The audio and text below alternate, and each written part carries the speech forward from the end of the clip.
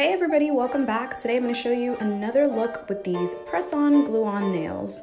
So I usually start with the ECBASKET nails, and I got another kind, and I'm not really loving these, but I'm going to give them a second shot.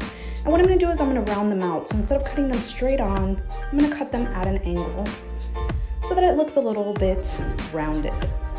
So once you cut that, you see, this isn't a great example, but it's easier to get an oval shape when you cut it that way. So now I'm just going to take my nail file and kind of continue the oval shape.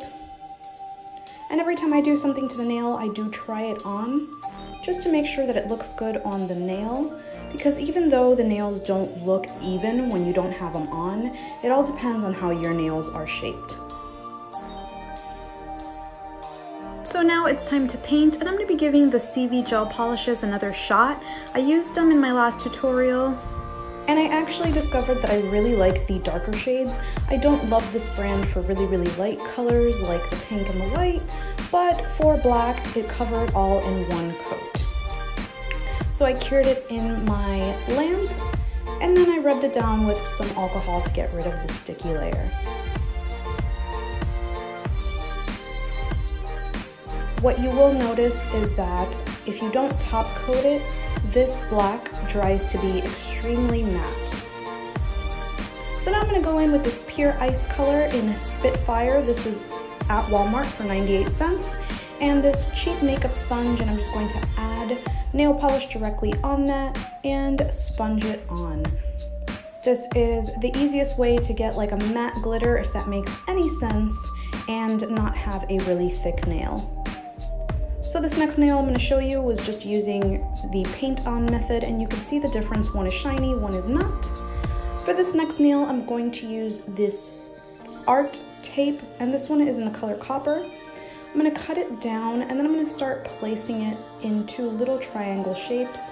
Like I said, it might not look even when I'm doing it like this, but remember, your nail is shaped differently. So on my nail, this looks pretty even. The best thing about this tape is that you can reposition it as much as you want.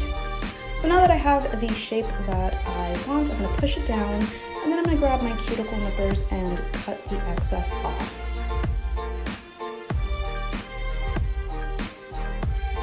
So here I'm just adding a straight line onto another one, and I'm showing you how easy it is to reposition that tape. So I'm going to cut that down. And to make sure that you are securing this in place, you are just going to top coat this. I'm going to use my gel top coat, and I am going to add not a generous amount because you don't want the nail to look chunky, but you want to make sure that you're covering that tape and that you're capping the nail. So make sure that you're getting the edges and everywhere where the tape is so it doesn't lift up. So now that all the nails are coated, I'm going to cure them once again, and I'm going to clean them off with alcohol. And for my last nail, which is the one with the charm, I'm just going to add it using my favorite glue, which is the Sassy and Chic. I'm just going to add it to the edges and then press it directly on to the nail. And that's it. You can apply these nails using your favorite nail glue, mine is Sassy and Chic, or nail tabs. I really hope that you enjoyed this video, and thank you so much for watching. Till next time.